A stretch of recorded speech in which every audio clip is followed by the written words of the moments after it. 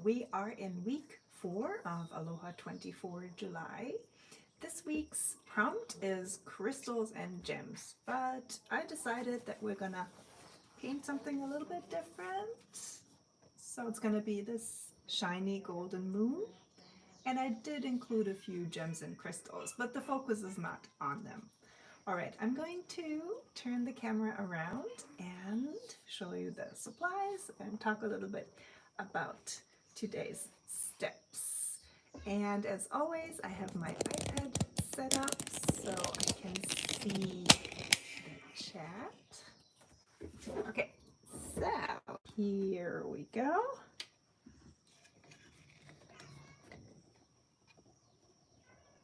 All right, almost there. Just gonna put the phone back into the holder. All right. And as always, please let me know if you want me to zoom in or zoom out. Move the sketchbook up or down. And if you guys were here last week, in last week's live stream, you might remember that I tried a new microphone, but turns out that didn't work too well. So today I'm just back to the old settings. I hope that works for you too. Okay, so as always, please always let me know if the sound's okay, picture's okay. All right, hold on. Let me just get this charger cable out of the way a little bit. Okay, just 1 second. I have a charging cable in my phone and it's a little bit in the way, but here we go. Okay, let me look over to the chat. Hi Tracy, good morning. Hi Paula. Und ich male mich glücklich. That's such a nice handle. Translated to English, it would mean I paint myself happy.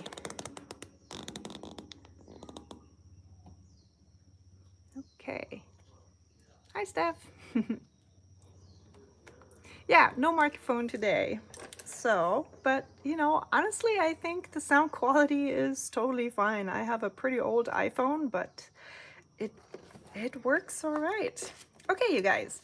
So as you can see, I tried the first version here of the moon and florals and the leaves, but I just thought it was a little bit too much, too many leaves here. It kind of, you know, when you add too many details to an illustration, it takes away the focal point. So you don't even know where to look because there's so much going on.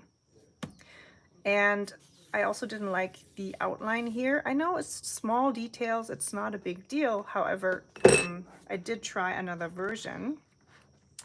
And then over here, I took away the outline of the moon and I did only one spiral, leaf spiral. And I honestly like it much better. There's still a lot going on, you know, there's gems and there's a lot of leaves, but it feels more cohesive. You have the shape of the moon, you have the shape of the spiral leaves that kind of imitate the circle movement of the moon. And I I did mention last week that I had never painted or drawn crystals or gems before, and I guess that's why we are doing a design like this today. Because I did consider painting just crystals and gems, you know, the typical, you have this massive block of crystals, it looks so pretty, but I had so much to do this week and last week, so I just couldn't manage it. But I hope you have fun today painting along with this version of this week's prompt. So let me talk about supplies. Let's move this a little bit. I have only 2 paints today. I have a Phtalo turquoise.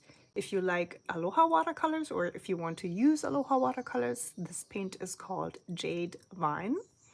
And I have a shimmer watercolor in gold. This is called Hula Queen in Aloha Watercolors. Use any type of Phtalo turquoise or other turquoise. You can also use a Phtalo green if you have that. And for the shimmer paint, You can use, of course, any brand you have at hand. I'm just thinking if you don't have a shimmer watercolor, you might be able to just use maybe gouache or even acrylic paint, because it's gonna be a very solid layer of gold. So it doesn't have to be watercolor. You can use any opaque paint you have as well. I just don't recommend using a jelly roll pen for this because it's just too big. It's too, you know, too much to fill in. Then for the brushes, I pulled out a size 8 round brush with a really nice pointy tip. This is by the Pigeon Letters. And then I have 2 smaller brushes. I have one size 6 and size 4. They're also round brushes, also with really wonderful sharp points. And these are by Shimoni Art. As always, I will link all the materials that I used today down below in the comment. For the sketch, I have a Pilot Color Emo. It's kind of like a colored pencil, so to speak. It's a mechanical pencil, but please feel free to use just a regular pencil or a colored pencil or a water-soluble colored pencil. In order to get the moon shape nice and round, I have a yogurt container today, and I'm also using the cap of my varnish spray because I found out that those two fit together perfectly to make this moon shape. So if you haven't prepped or if you haven't found your perfect round containers today for the stream, you can look around the house. If you have a circle maker like this one, this would work perfectly for the outer shape of the moon, but then you'd have to find something to fill in, you know, the negative space here for the moon shape. Or you can, of course, you know, just try and freehand it.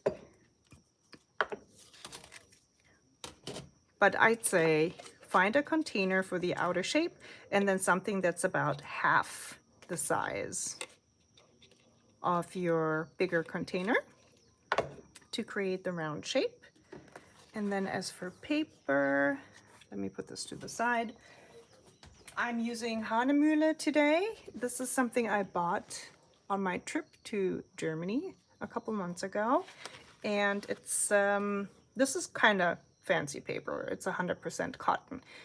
Honestly, for this type of illustration we're doing today, you do not have to use cotton paper. You can just use even a mixed media paper because we're not going to use a lot of water. However, because I don't know if you can see it, but I did a sketch on this one and then I decided it looks terrible and I erased it, but you can still see the traces. So I figured, you know, of course I don't want to throw it away. And the sketch is very faint, so I'm just going to use this paper for today's stream. Kind of, you know, to recycle. I could, of course, also just use the back side, I guess. Maybe I'll do that. Usually I do not recommend this, especially not for watercolor paper, because in most cases the back side is different, has a different texture than the front side, and there's a reason why there is a front side and a back side. However, in this case, as I said, because we're not going to work with a lot of layers, we're not going to use a lot of water, it's totally fine. Alrighty, let me look over to the chat real quick. Hi, Sylvie. And Paula is in Tucson, Arizona. Okay, so for people who are new around here, I immigrated to the US from Germany, and of course, my pronunciation of place names was terrible, you know. I mean, I was one of those people who would say Tucson because I just didn't know better. After just a few weeks, I was pretty much able to pronounce the Hawaiian names correctly, but for the rest, you know, for the mainland, oh my gosh. And I think I still get names wrong, honestly. So, Tucson. Such a cool name.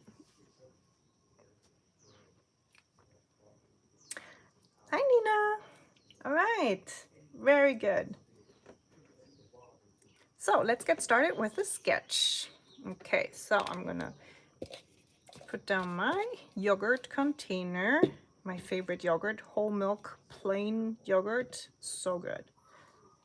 For some reason, I really prefer plain yogurt. I'm one of those people. I mean, you know, there are flavored yogurts out there that are really yummy, especially when I go back to Germany. I'm totally loving the yogurts over there. I guess because they don't contain so much sugar. And if when it's a fruit yogurt, you know, it really tastes like the fruit. But in general, I just love buying plain yogurt and then adding my own flavors like fresh fruits or nuts or cereal. Okay, so this is the outer circle, and then I'm taking the cap of my spray bottle. I'm gonna stand up because, you know, I look at this from an angle where it's so askew.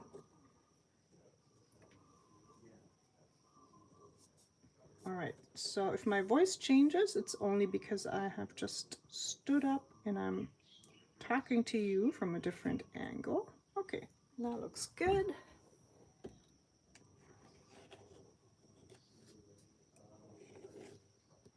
All right, here we go.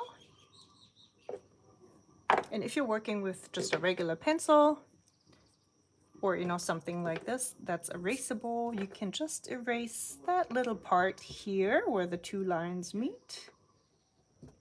Okay, let's put these to the side. I'm looking to the chat and I'm just smiling that everybody's saying hi to everyone. Unser schönes Klassentreffen. Alrighty. Okay, so we have our moon shape, and you know what? I'm gonna bring back the sketchbook. I usually try to have the original painting right next to what I'm painting in the stream, so you have a reference image.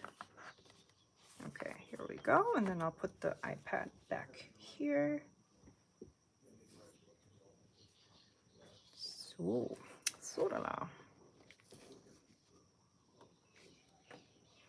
Okay, then we have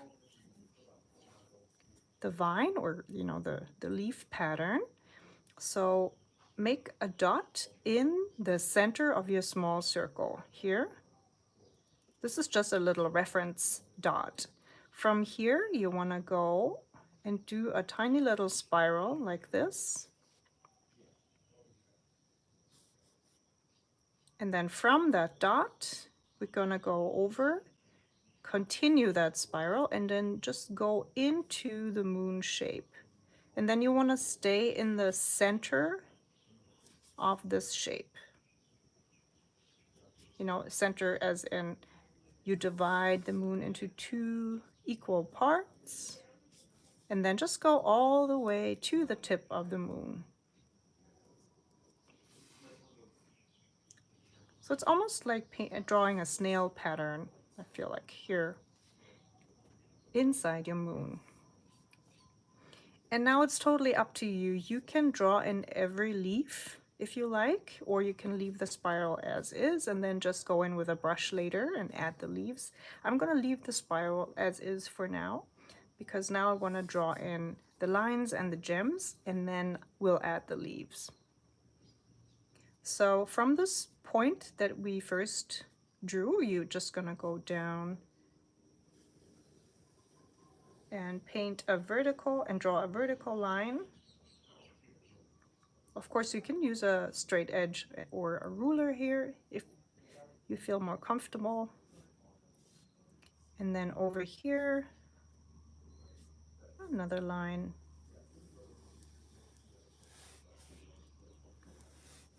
These shouldn't all be the same length, so make sure one is a little shorter than the other one.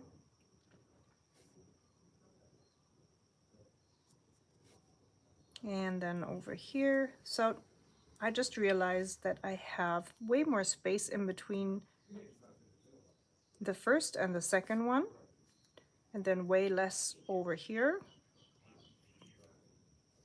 So if you have the same problem and you really don't like it, you want the same distance in between those lines, then maybe just add another curved curly line here for the leaves. And then move move the line over to where it's more centered. Okay, I'm gonna take out that first one. So if you're watching this live stream now, but you're gonna paint or draw later, then of course you can do it from the beginning. If you're drawing alongside with me, of course, you can just also try out what it looks like with different distances in between. But I guess, because it is a very symmetrical shape, a very geometrical shape to start with, it's probably more pleasing to the eye if the distance is the same in between the vertical lines. Next, let's draw in the positions of the gems. So we'll start with the center line, and then we'll put the gem right on top of the moon here. So a triangle shape here at the top, and then another triangle shape that's a bit longer.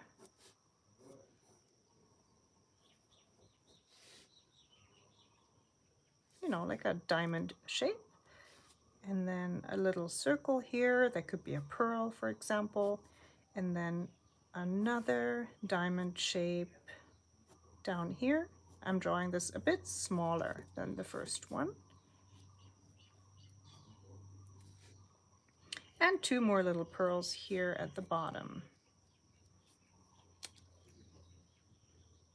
And just like the lines are different lengths, I'm also trying to place my diamond shapes in different heights. So this one is over here, but then let's put this one here on the left-hand side, outside of the moon shape and further down below.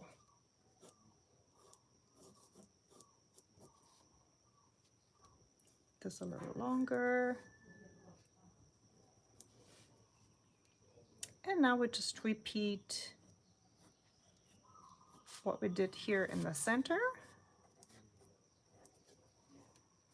Go over to the right-hand side. And now I'm gonna try and place my shape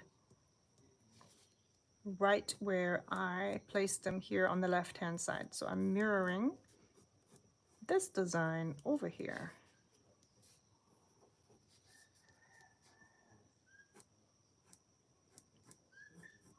It's almost like drawing a dream catcher, which was week 1's prompt. This would be such a nice dream catcher, huh? Imagine, like a gold metal plate and then some glassy crystals or gems hanging, and then maybe, I don't know what the leaves could be made from. Maybe also metal and then just painted green. Ooh, that would be so pretty. I have a few dream catchers, and I have a few, how do you say? Well, just some things that I can hang from the ceiling and that have like glass crystals. And when they move and the sun hits them, it creates rainbow patterns on the wall, and it's so beautiful.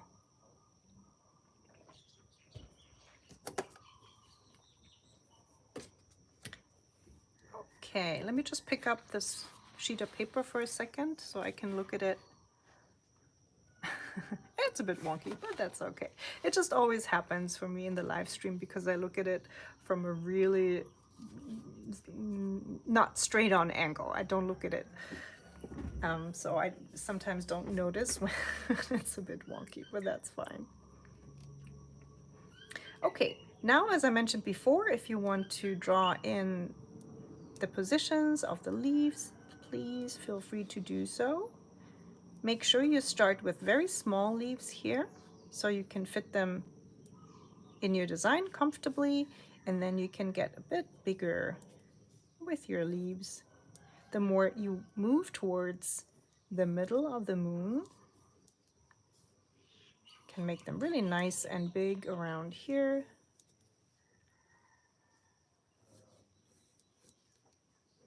And follow the curved line of your circle design here. So try to have the leaves go in the same direction. And once you get to this part, make the leaves small again. I'm not going to draw these in here. I'm just going to wing it with my brush and paint later on. Okay, now the question is, do I want to keep both of these spirals? And I don't think so. I was going to try it, but I think I don't like the fact that they both point in the same direction. So I think, yeah, I like this better. It would maybe be different if I had something like this, you know, another line that would curve to the other side.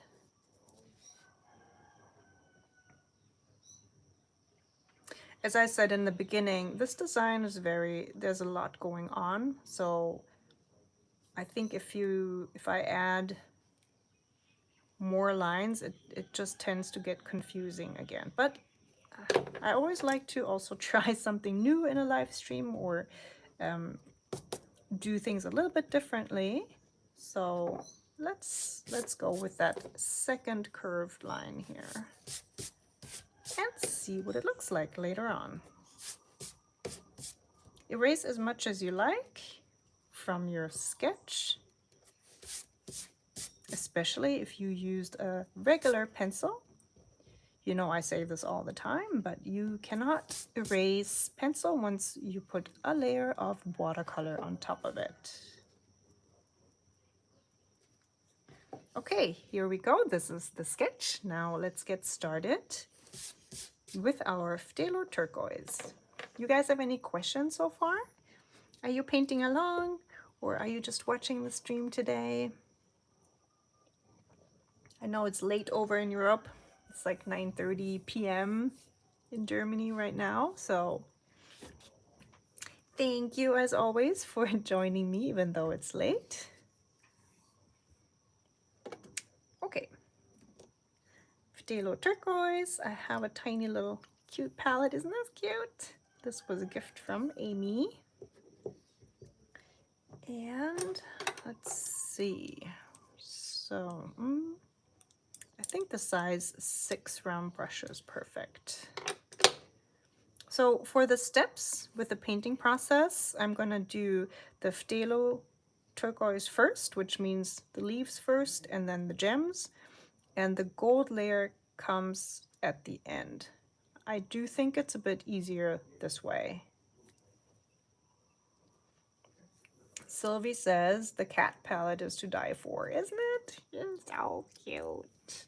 It's so cute. I wasn't even sure if it's a cat, honestly, at first, but I guess because the ears are so pointy, I thought maybe it's a bear.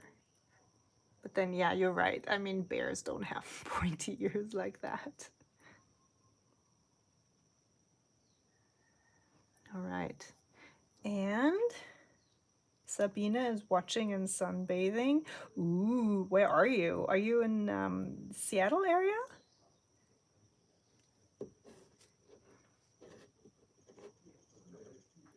Ich male mich glücklich. Is that Katja? I'm sorry, I just can't remember right now.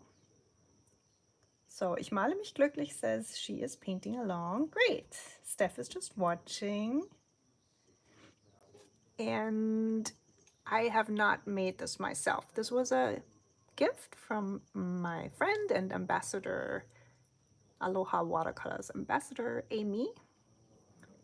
Lilikoi Journals on Instagram. And I'm not sure where she's got it from, but it is handmade, that's for sure. So somebody made it. It's so cute. Okay. Oh, and it is Katja. Oh, good, good, good. So, ich male mich glücklich. In the chat is Katja. Okay, Nina is over in Spain. And she says, in Spain we go to bed late, so don't worry. I know. I know, going to Spain and then they go out for dinner so late. It's kind of like they go for dinner when I'm already going to bed. No kidding. It must be crazy when Spanish people come and visit Hawaii, because over here people eat dinner at 5 and then the restaurant closes at 8. This is pretty much where you start thinking about going out in Spain, isn't it? When I was younger and I still lived in Germany, I went to Spain a lot. So it was one of my favorite places to visit. And I still have friends there. So that's how I know. All right, so I'm gonna start with the spiral. I'm gonna hold my brush upright, as always, when I want to draw a line with my brush. And then in several steps, I'm gonna draw in the line that will make the leafy vine later on. And you do not have to draw this line in one go, especially not because we are going to add leaves. And it's not going to look bad if you do not draw the line in one go. It might actually look better if you take it easy and just do little parts of your line. And because I did draw this second line today here, the curved line, I'm gonna draw this in as well. Now we have our center line of our leafy vine. And I'm gonna start with the smallest leaves down here. And for the smallest leaves, I'm gonna draw them with tiny little strokes on my brush. So it's almost like filling out the shapes rather than painting the leaves in one go.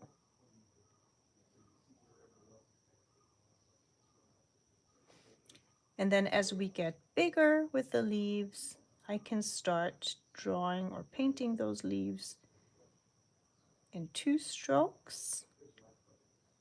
So I'm still holding my brush upright. So I'm utilizing the pointy tip of my brush when I start at the tip of the leaf, and then I'm pressing down the whole brush like this and lifting it up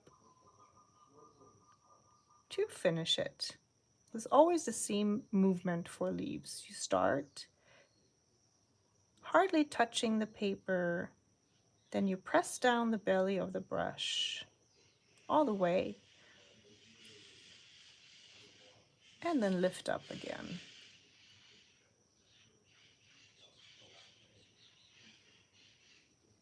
And now we're going to go around and follow the movement of our vine all the way. Make sure you don't dip your hand into the part that you already painted.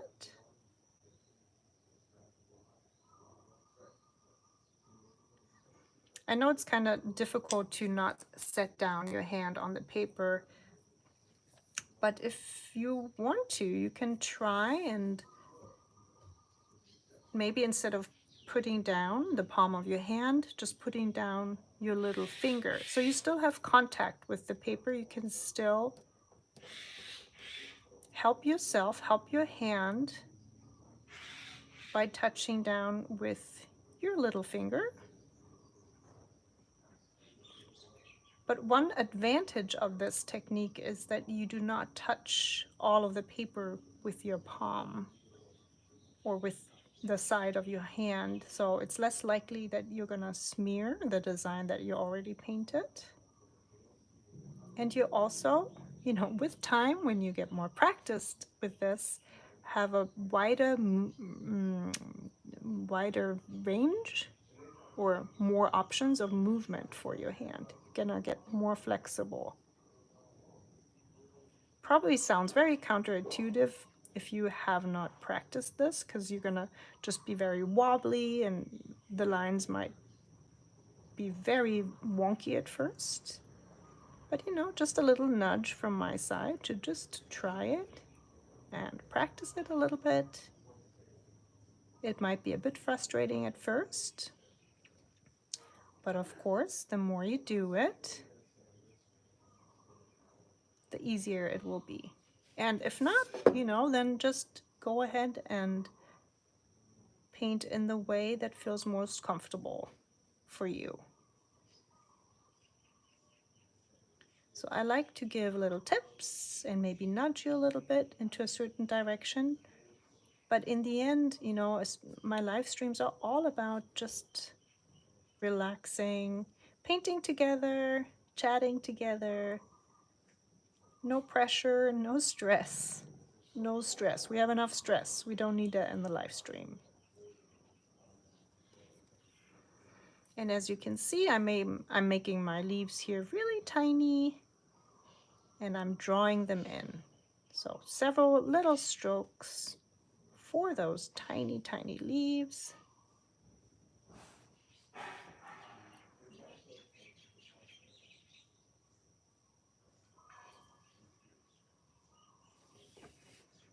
And I'm not even sure I want to add leaves to my second little curvy line here. Yeah, I think I'm leaving it bare. This is enough. Otherwise, it's going to be too busy.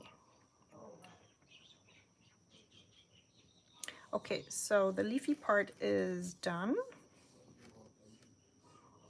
Let's move over to our gems. So just like with the line for the vine, gonna go back to holding my brush upright and painting or drawing in the line. If you're not comfortable drawing in this vertical line, you can also use a colored pencil. Ooh, I forgot, didn't I? I forgot to mention that we will be using a turquoise colored pencil in the end to add some shadows and some texture. Hold on, where is it? I didn't prep it, that's why I forgot.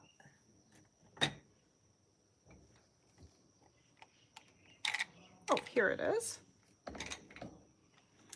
It's that fancy expensive one again. The one I used last week. So a turquoise blue Caran dash museum aquarelle. So it's kind of like a darkish turquoise. But please use what you have at hand. If you have a water-soluble one, then you can go into your design while the paint or the paper is still wet. If you have a regular colored pencil, please wait until everything is dry so you don't risk ripping your paper. As you can see, I drew in the line with my colored pencil. So that's absolutely an option if you wanna just relax and not think about getting the line, you know, really nice and even. Hold on, you guys. Malipo.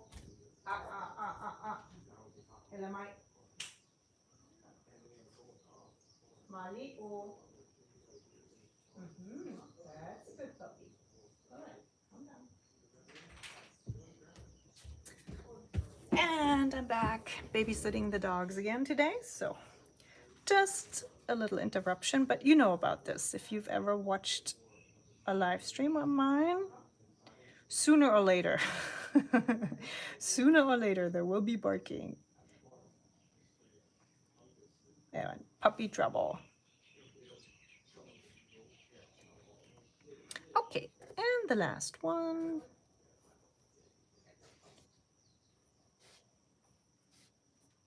Here we go.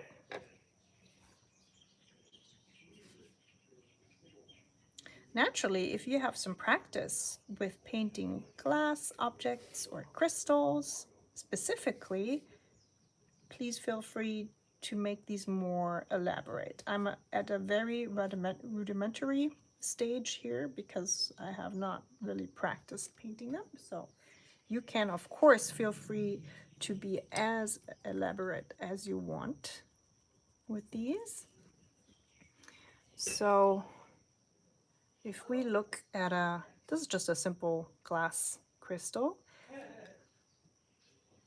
But if we look at it closely, you can see that, of course, also depending on what's in the background of this object, that there are highlight and low light parts on this little crystal here. You can also see that the lines where it was cut are very distinct. So you can definitely start with drawing in the lines, but then you have to make sure that some parts of your crystal have highlights, aka you leave the white of the paper. Let's just put this here. So let's pick up some more of the Phtalo turquoise watercolor, and I'm continuing here on this side here with the first crystal.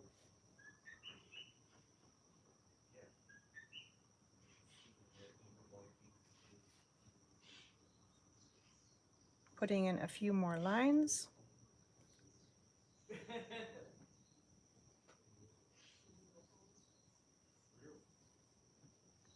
Okay, and as I said, I want to leave a highlight. So in this case, I'm going to leave the highlight here in this shape. So I'm not going to paint this at all.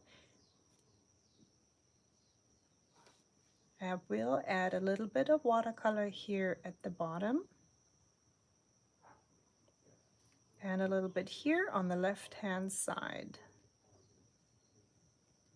And then let's pick up a little more pigment. So concentrated version, and then just drop it in while your paint is still wet. Then for the circle shapes or pearl shapes, I'm gonna paint the whole thing, but I'm gonna leave out a highlight on the right hand side. Do you guys want me to zoom in a little bit? Getting really tiny here, huh?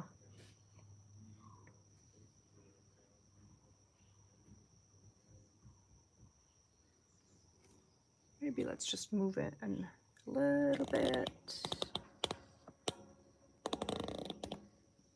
All right, I'm going to demonstrate again on this one here. So you fill the shape and you leave out the highlight here on the upper right hand corner. It's almost like creating a reverse moon shape inside your pearl where it reflects the light. Okay, one more time over on this one. I'm painting a circle within the circle and then leaving a little bit of white here at the top right corner. Picking up a little bit more pigment and adding it to the still wet paint to darken the shape a little more.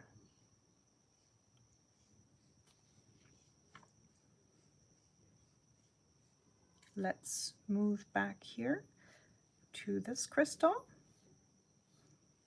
I'm adding more lines here inside my crystal. and connecting them.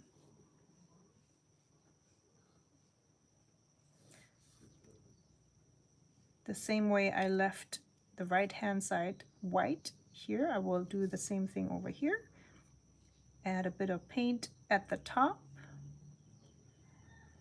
and on the left side, here and here.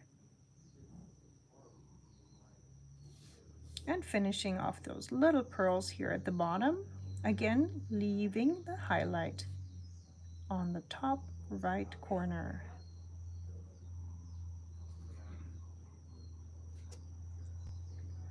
Adding even more pigment to the bottom of my first crystal up here. Now let's rinse the brush. You don't want it to be sopping wet, so you can dry it off a little bit. And with the damp brush, you want to drag your paint down like this. And don't worry if you blur the lines. As I said before, we're gonna go in later with a colored pencil and redefine those lines.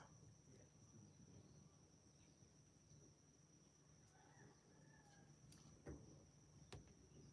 gonna do the same down here. So we're dragging the pigment into the rest of the shape. We're blending our colors, or in this case, just one color.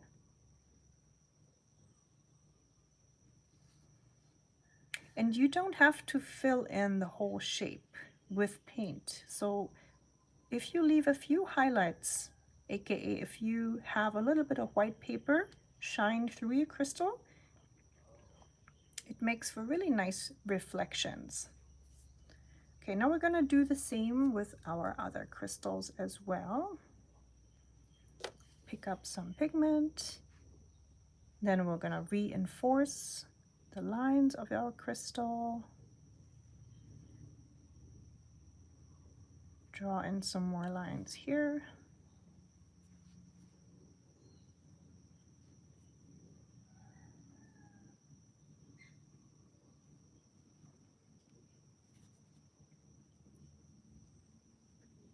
Add a higher concentration of pigment at the bottom.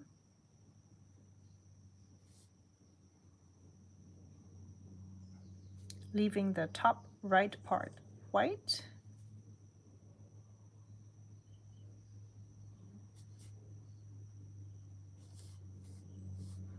Same with this second one here.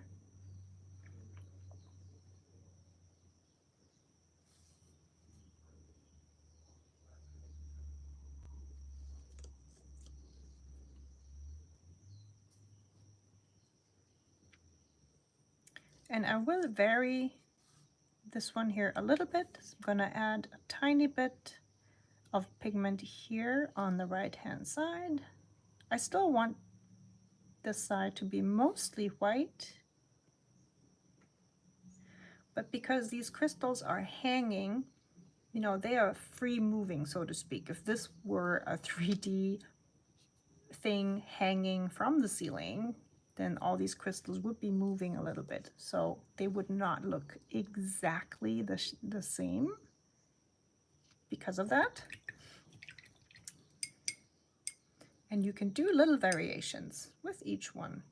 I just rinsed my brush again, and with my moist brush I'm doing the same thing as I did over on the left hand side. I'm taking from this higher concentration of pigment and dragging it down, and then in this case dragging the pigment up and diluting it.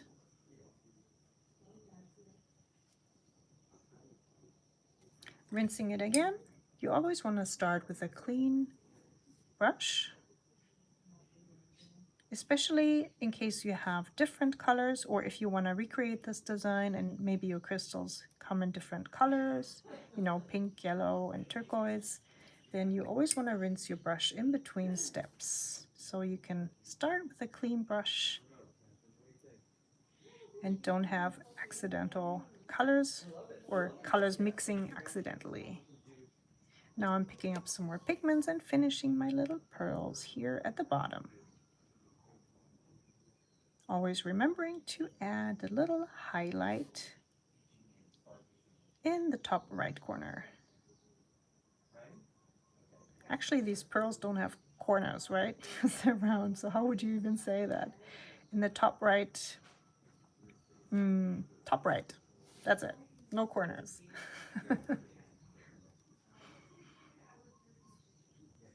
Okay, let's move over to our strand number 3.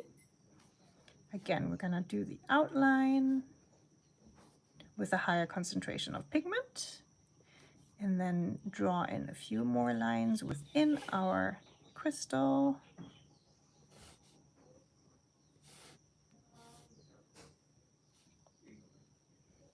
Picking up more pigment and putting it here at the top and at the bottom.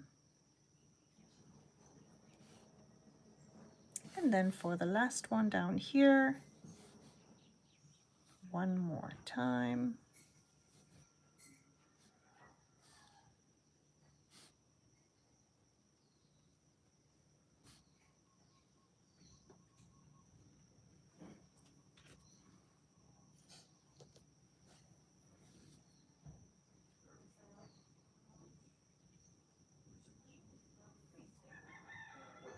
Okay, rinsing my brush again,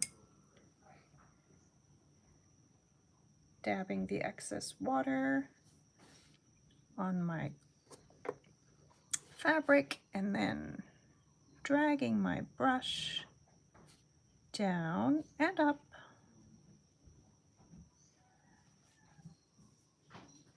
And I'm leaving a few white spaces and places. Okay, rinsing my brush again. So I think this type of repetition is great if you want to learn how to paint something new. So in my case, you know, never painted any shiny crystals before. And even though I still think I'm far from being able to paint them, you know, just like that. Not like I can draw and paint birds at this point because I've done it hundreds of times, but I still think I'm getting more of a hang of it. So for example, just the fact that you have to work with extreme contrast, very white highlight and then very dark spots as well. I think those define the shiny nature of crystals pretty well.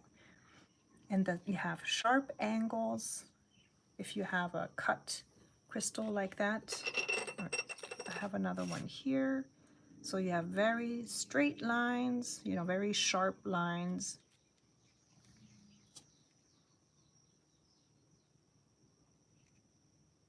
And depending on where the light hits your crystal object, you have lots of contrast in between those parts of your crystal. Okay, let's finish with those little pearls here. The highlight at the top right corner. And then this one down here.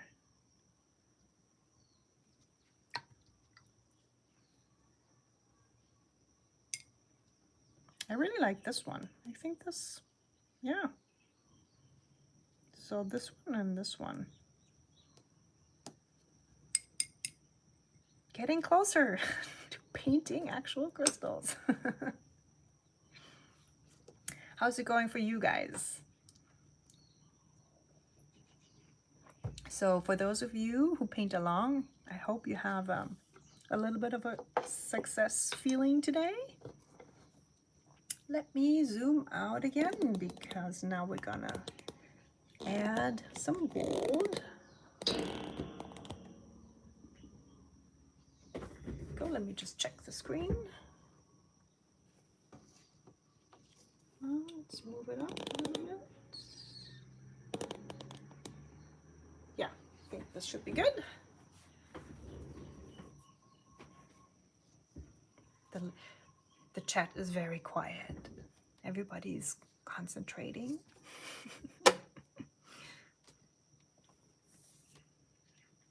Okay, so there are 2 more steps.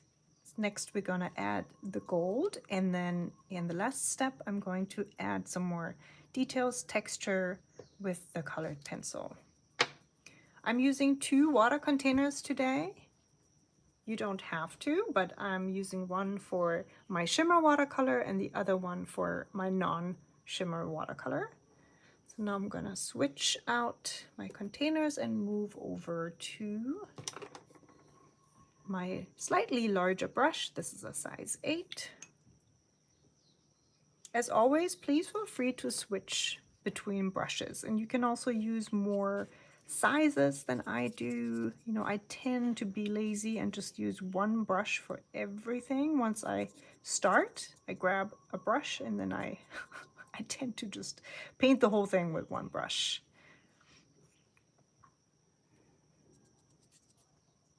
I feel like I get into a certain state of flow, and then if I have to switch brushes, I kind of fall out of it almost. I know it's a bit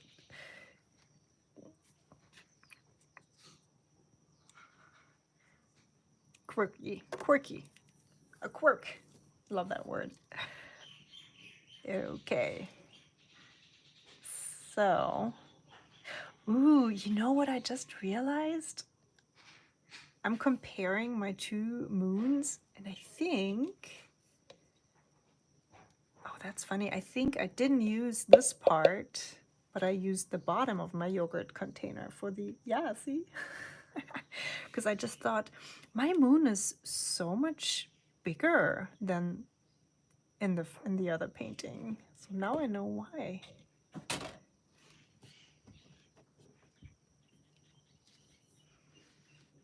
All right.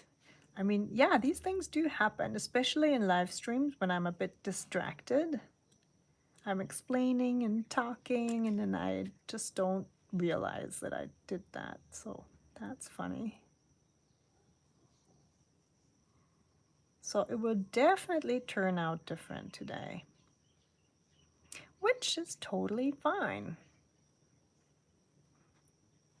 So the way I'm filling out my moon shape is that I start with my larger brush, and I'm just filling in the larger spaces. Later on, I'm going to go back in there with my smaller brush to fill in the details. The good thing about this shimmery, opaque gold watercolor is that you are not concerned with, how should I put it? You know, it's very opaque. It's almost like gouache.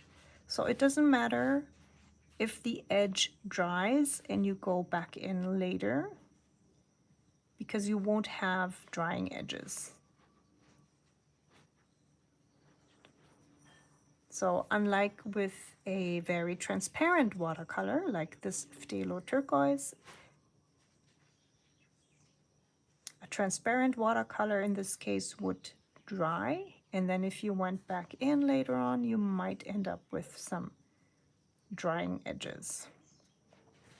But as I said, in this case, because this is a very opaque watercolor, you can start with filling out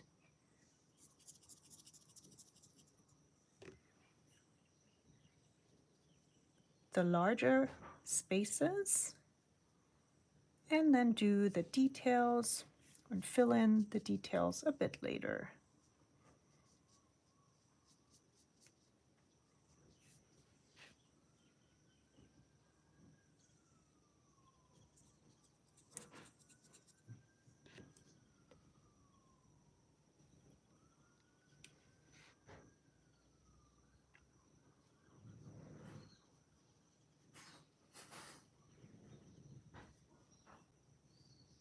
And don't worry if you paint over one of your leaves a little bit. You can remedy that later with the colored pencil.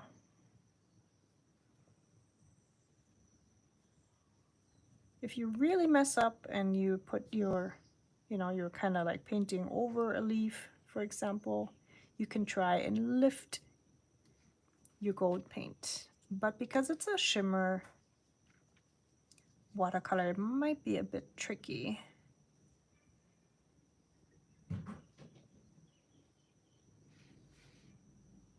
So I would recommend, you know, just go with it. Don't worry about it.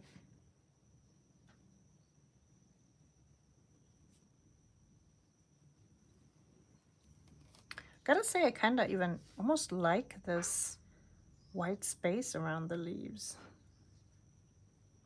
It has an interesting, different look to it.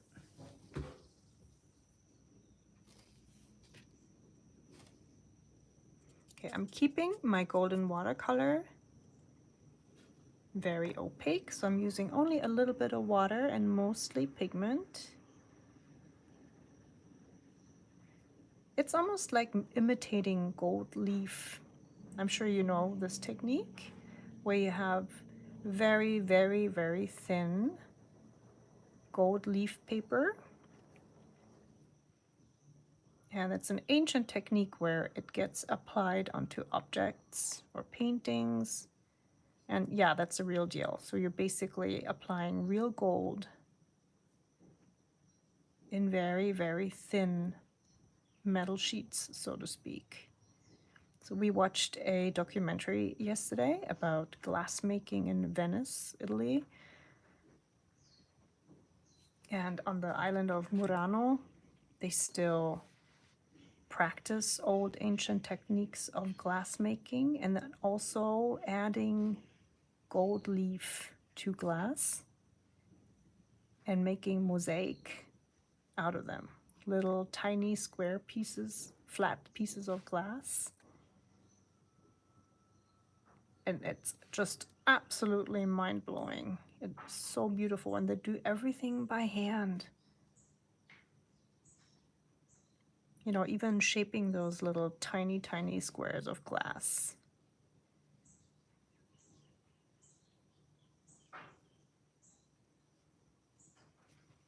Okay, so I'm gonna switch to my other brush. I'm gonna rinse my brush first to clean it. Metallic watercolor or shimmer watercolor has mica pigments, and they tend to stick to your brushes a little more. So if you want to keep your brushes pristine, you might want to designate specific or certain brushes to only painting shimmer watercolor with, and you know, keep your water containers separate, etc., etc.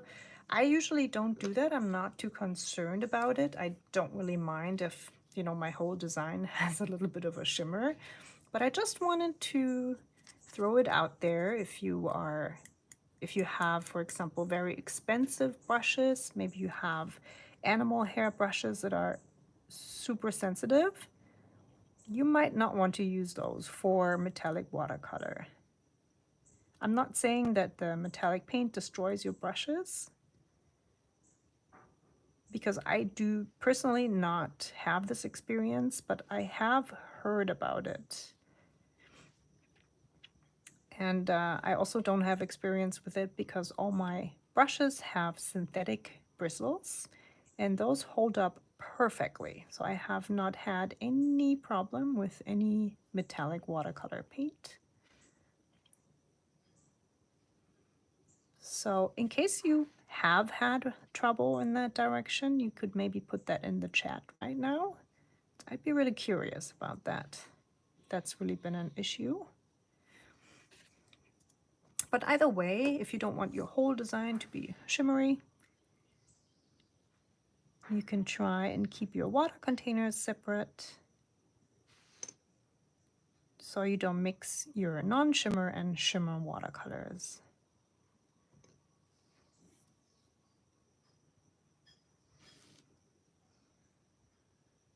I'm not sure I mentioned it, but I switched to my smaller brush, and I'm now filling in all the little white spaces around my leaves.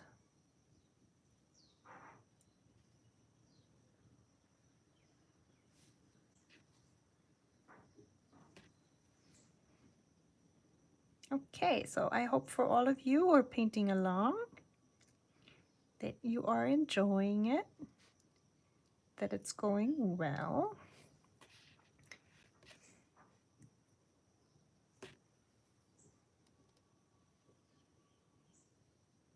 Okay, I'm looking over to the chat and Mom is saying, Keiko-chan, wie schön und so durchsichtig du diese Crystal Floral malen kannst. Bin sehr verliebt in diese schöne Durchsichtigkeit. Oh, thank you. She said that she loves how I painted the transparency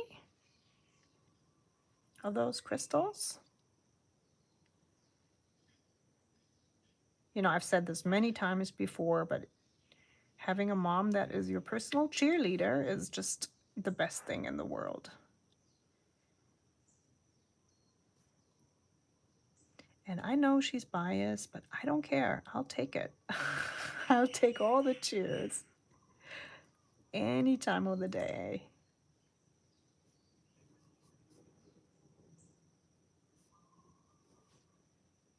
I'm defining the edge of the moon, and especially where we go towards the point of the moon. This is where I'm going to spend a little bit more time and really trying to get my edge crisp.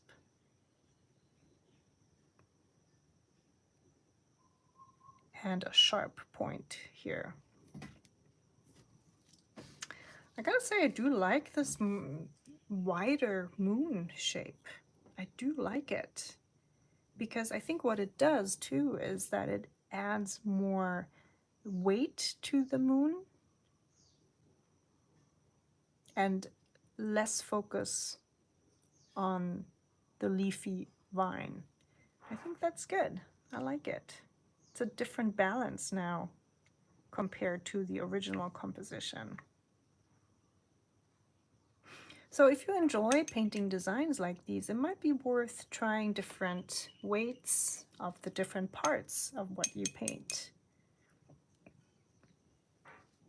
Yeah, I gotta say, I really like it. Okay, I'm gonna pull up this sheet of paper one more time and look at it from a different angle. Yeah, it's okay. If it were just me painting, I think I would just make sure that the outer line is more crisp, but it's okay as is for now.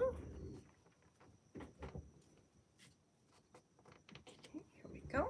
But of course, you know, you can refine the edge a little more. However, for my part, I'm going to move on to my colored pencil now. So this is the last step. What I'm going to do is I'm going to add a few more interesting textures to my leaves. I want them to be a little darker where they connect with the curved line. And then for my crystals, I'm just going to pretty much go over those parts that are already dark, and then also add a few more lines in those cases where they disappeared. For example, here, you know, you can't really make out the lines anymore. Whereas this one here is, you know, I could just leave it like this. Okay, make sure your watercolor is dry if you're using a colored pencil that is not water soluble, because these tend to be a bit harder and they might rip your paper. So I'm going to pretty much do the same thing for every leaf. I'm going over the stem and then the bottom of the leaf and the tip of the leaf with a few small strokes.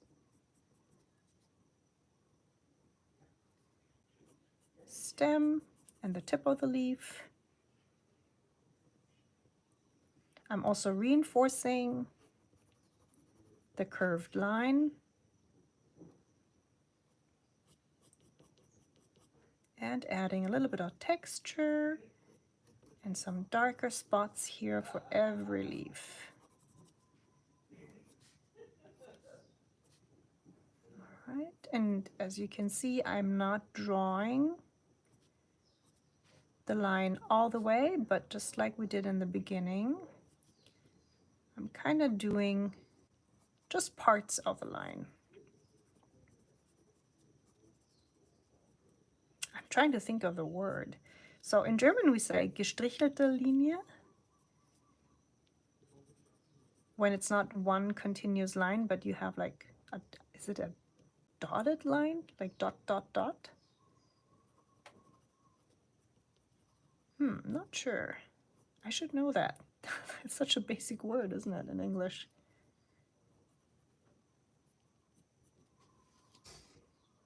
So you want to create a little bit of a dark and light contrast, and that will make your whole design a bit more dynamic. So you can definitely, I hope, see the difference between this part now with lighter and darker parts as opposed to this part here. That's pretty much the same all over, you know, very, very light, no dynamic yet. But as soon as I add a few darker parts and I leave out a few lighter parts, it makes the whole thing a bit more interesting and a bit more dynamic.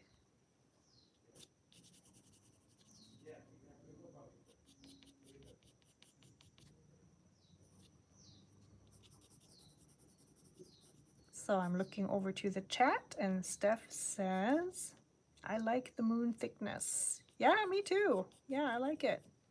As I said, I might even like it better than in my first painting.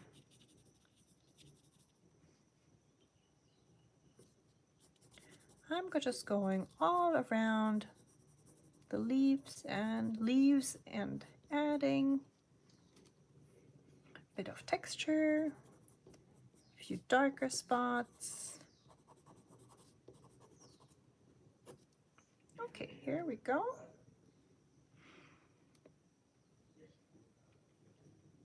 I think I might have to sharpen this one a little bit. Be right back. I'm just gonna go grab my sharpener.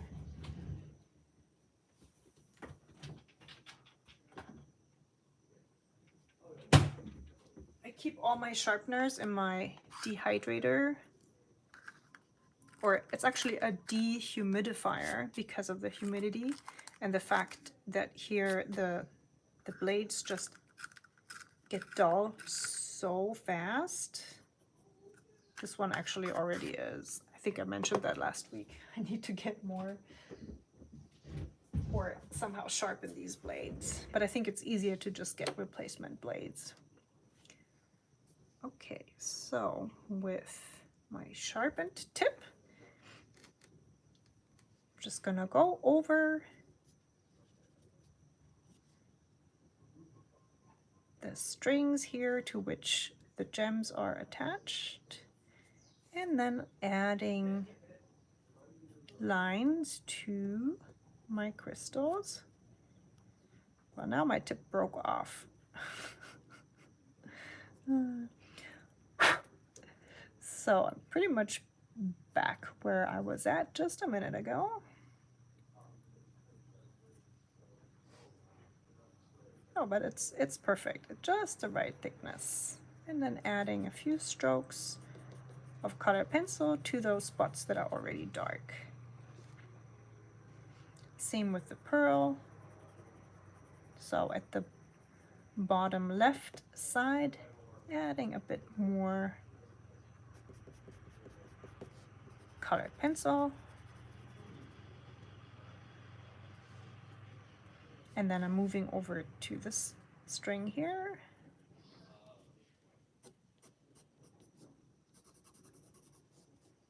I'm gonna leave this alone. I think this is already looking pretty good.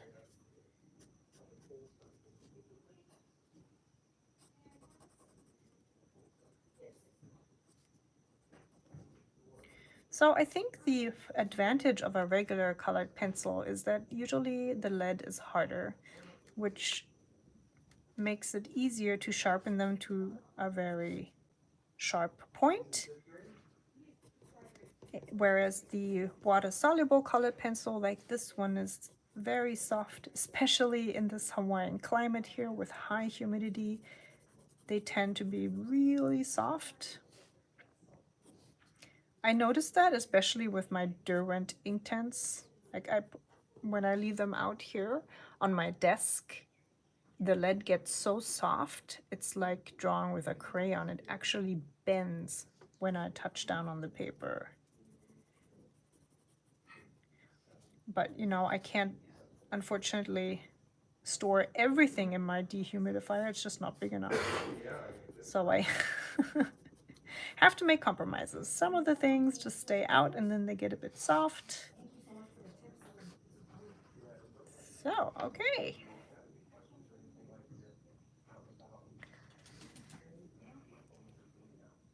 Dankeschön. Danke, Mama. Yeah, I think those making parts of the leaves and the gems even darker in some spots adds really nice dynamic and additional movement. Alrighty, I think, let me just pull this up one more time. Oh yeah, look how this is like pointing to the left. Oh, this is so funny. It looks perfectly fine from this angle, but let me just say it is swaying in the wind, isn't it? Don't you just love that shimmer? It's so nice. It is one of my favorite paints, I have to say.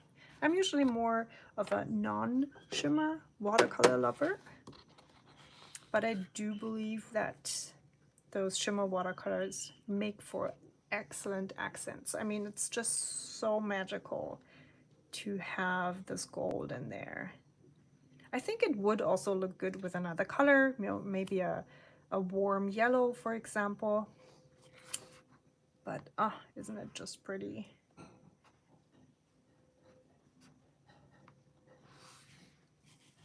All right, you guys, so whenever you have a design and you want to pep it up a little bit, just add gold. Alrighty, so as you know, we are in week 4 of this month's challenge. This month had the color turquoise as the main color, and next month we're gonna have a new color. And as always, in the last live stream of the month, I will give you a little hint what the next color will be. So let's see. Let's see what I have lying around. Oh, yeah, found something. Da, da, da, da, da, da. We're gonna go with red. And for the first week, I'm not gonna have a live stream because I will be teaching at Summer Creative Retreat with Peggy Dean. And I have already sent out a newsletter, but I will send out another newsletter. And then after that's done, we're gonna come back to this challenge next month, Aloha 25 August. And I will host at least one more live stream in August. As for the prompts, I haven't really made up my mind yet. So focus on the color red. I think definitely some flowers will be in there. But I could also think of Hawaiian birds or maybe something else. If you have ideas, as always, please feel free to write to me if you have suggestions for next month's prompts with the color red, or you can put them down below in the comment. And also, as always, I would highly appreciate a thumbs up from you guys if you enjoyed the stream today, or maybe even if you have a little time, add a comment down below. I wish you a wonderful rest of the month, and I'll see you next month for more live streams. All right, you guys, aloha, happy creating, stay well, and I'll see you next time. Bye.